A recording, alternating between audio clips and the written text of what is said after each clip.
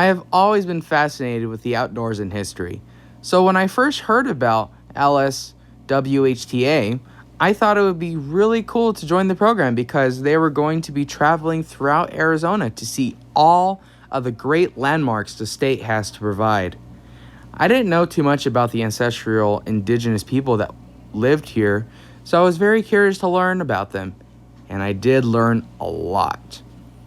It was all thanks to the amazing teachers who were with us.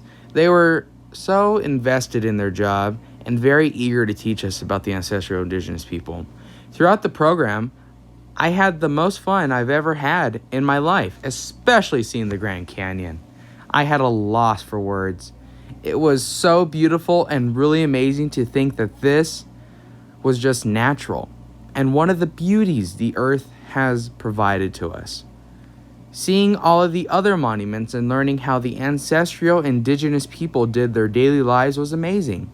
Seeing the structures that still stand to this day from almost 1,000 years ago was just astonishing. My favorite monument was the Casa Grande ruins. The building has so much history, and it's fascinating to think that this was all done with manual labor. Traveling to all these national parks and monuments and meeting with the park rangers to guide us through the landscapes were really helpful. They were explaining what they're trying to do as a park to include indigenous tribes to monuments and parks that they have cultural ties to.